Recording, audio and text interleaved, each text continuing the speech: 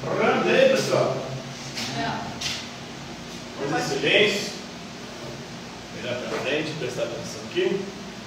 Então, na aula de hoje, vamos falar sobre um pensador político do mundo antigo, um indiano chamado Kautilya. Ele viveu de 350 a 275 a.C.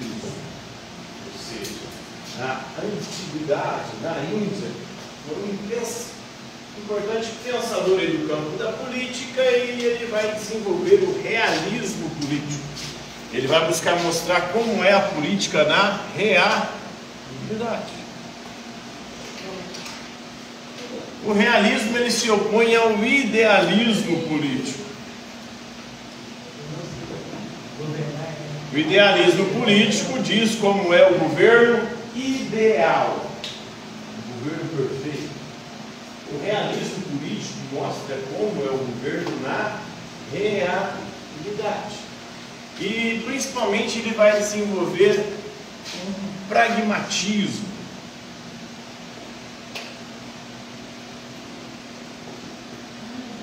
Pragmatismo vem do grego pragma, que quer dizer prática.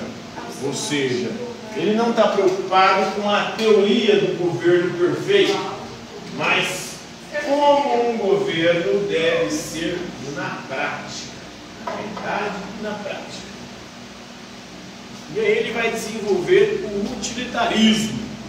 O utilitarismo pensa naquilo que é útil para o governo. E útil é aquilo que faz o maior bem para o maior número de pessoas.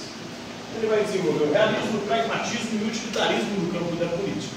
Mostrar a política como ela é na realidade. Mostrar que a política ela deve se preocupar muito mais com a prática do que com a teoria, porque muitas das vezes a teoria não funciona na prática. E vai pensar no campo do utilitarismo, daquilo que é útil para um governo e para um povo. Ou seja, daquilo que pode produzir o maior bem para o maior número de pessoas. E para ele uma roda sozinha não se move. O que ele quer dizer com essa frase? Um governante sozinho não pode governar. Ele precisa de quem? Dos seus ministros. E precisam de pessoas versadas, pessoas que conheçam como a política ela funciona na prática. Como a política funciona na realidade. E não como ela funciona no campo das ideias. Então, os ministros de um político, de um governante, devem conhecer a realidade da política. A política como ela é na prática. Devem estudar para que assim possam bem assessorar o governante. Segundo o Kautilya. Então, no século VI a.C., o general chinês Sun Tzu escreveu o seu tratado A Arte da Guerra, onde ele oferecia uma abordagem analítica do papel do Estado, ou seja, como deve funcionar o Estado de forma lógica, e principalmente como o Estado deve atuar nas situações e circunstâncias de guerra. Em 424 a.C., Mahapadma Nanda ele estabeleceu a dinastia Nanda, apoiada aí nos conselhos táticos de seus conselheiros. E aí já mostra a importância dos conselheiros ou dos ministros para que o governante ele tenha sucesso em seu governo, para que ele consiga conquistar e manter o poder. Depois, em 65 a.C., o Império Maurya, o qual Kautilya ajudou a fundar com as suas teorias, com as suas ideias, com os seus conselhos, ele chegou ao auge aí, que governou praticamente toda a Índia, né? Todo o subcontinente indiano, exceto o extremo sul da Índia. Então, a Índia, que é hoje o país mais populoso do planeta, passou a China, né? A Índia está com 1,4, 1,5 bilhão de pessoas. Então, o Kautilya ele ajudou o Império Maurya chegar ao poder e conquistar praticamente toda a Índia, todo o subcontinente indiano. Em 1904, os textos dos tratados do Kautilya foram descobertos, né? Ou redescobertos, na verdade, ficou aí praticamente quase 2.000 anos desaparecidos os escritos de Kautilya, por isso que não entraram nos livros aí de filosofia, nos livros de história, muita coisa que Kautilya ajudou a desenvolver, principalmente naquela região do planeta, uma das regiões mais importantes do mundo historicamente. A está a religião mais antiga da humanidade na Índia, que é o hinduísmo. Então, para o Kautilya, o governante ele é o responsável pelo bem-estar, né? Pela segurança e pela disciplina do seu povo. Ele tem que produzir o bem do povo, ele tem que preocupar com a segurança do povo, ele tem que preocupar com esse povo também seja disciplinado, seja obediente, que cumpra as regras e as leis. E o governante ele também precisa ter um amplo leque de sabedoria. O governante precisa ser um estudioso. Ele precisa também ter habilidades práticas para conseguir fazer com que suas ideias políticas sejam ou se tornem realidade. Ele precisa ter qualidades aí. Ele precisa ser treinado, ser preparado, principalmente na autodisciplina, que é o controle de si mesmo. Tem que ter autocontrole do governante. Não pode ser um maluco doidão que sai fazendo as coisas de acordo com o que dá na telha, né? Por exemplo, um Bolsonaro da vida, né? Um doidão aí. É um sujeito que não tem, apesar de ter sido militar, não tem autodisciplina, porque só passa a ideia de jirico na cabeça do sujeito, né? E no estatismo, antes de tomar posse, ou seja, tem que conhecer também como funciona o Estado, como que funciona o governo, para que assim ele consiga governar. E aí nós temos um problema, né?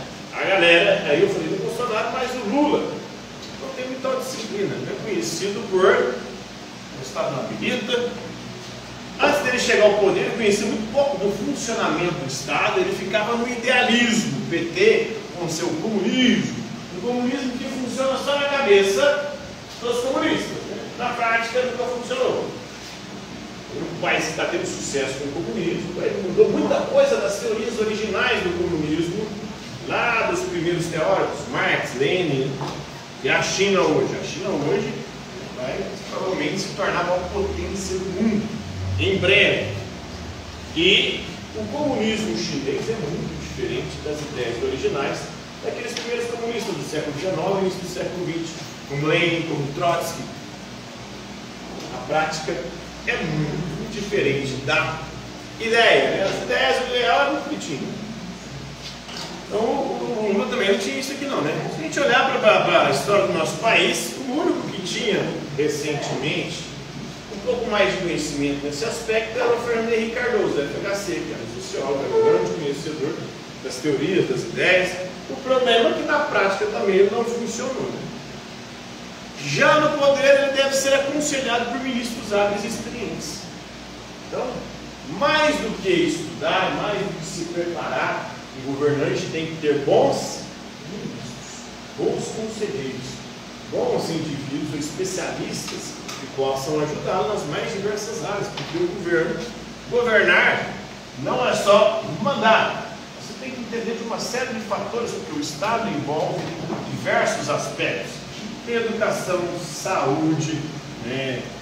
Questão de moradia, questão dos direitos, todos aí que estão na Constituição, que são papel do Estado garantir o funcionamento para que a sociedade viva com bem-estar.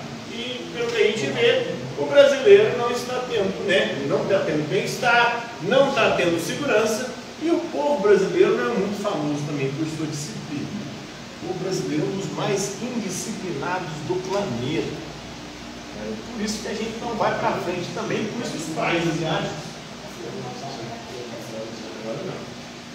Os países asiáticos, eles não têm, eles são totalmente diferentes nesse sentido, e hoje tem muito mais sucesso. A China, o Japão, os tigres asiáticos ali são países muito mais disciplinados. O brasileiro não gosta de disciplina, o brasileiro não gosta de estudar.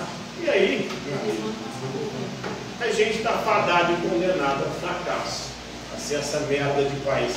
Enquanto não mudarmos a cultura, o jeito de ser no nosso país. Né? E não tem governante que faça isso, até porque os governantes que lá estão não são cultores também dessa sabedoria, desse conhecimento, não são muito versados em ciência, em tecnologia, que são as coisas que podem nos levar a um outro patamar. Lula é um semi-analfabeto, o Bolsonaro é uma besta quadrada, dois indivíduos aí, e o brasileiro também não é lá essas coisas de conhecimento, de sabedoria, fica dividido entre os dois. Né? O brasileiro que ainda é mais burro escolhe dois, né?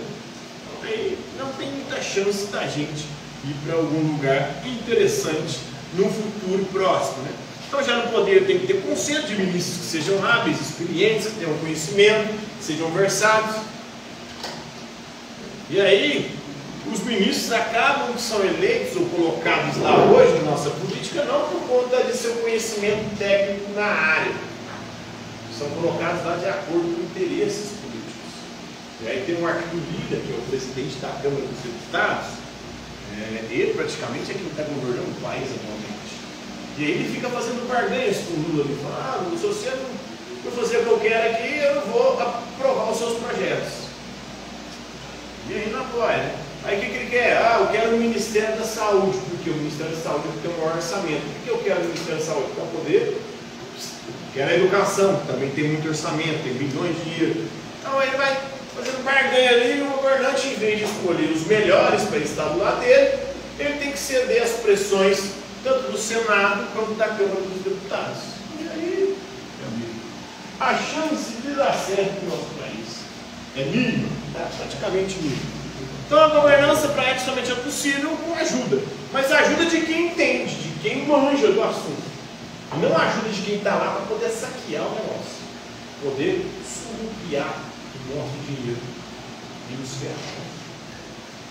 Então, é importante o soberano ser aconselhado, ter bons conselheiros, ter gente inteligente, com grande conhecimento, tanto teórico quanto prático, do seu lado. E o capitel do leão de Ashoka fica no topo de uma coluna em Sarnath, no centro do Império Maurya, que ficava na Índia naquela época. O Kautilya ajudou a fundar esse poderoso império que chegou a governar praticamente toda a Índia, né? Exceto o extremo sul, do que hoje é a Índia enquanto país. Compreender aí o pensamento filosófico e político do Kautilya? Alguma dúvida? Está tranquilo? Agora, hoje é isso aí.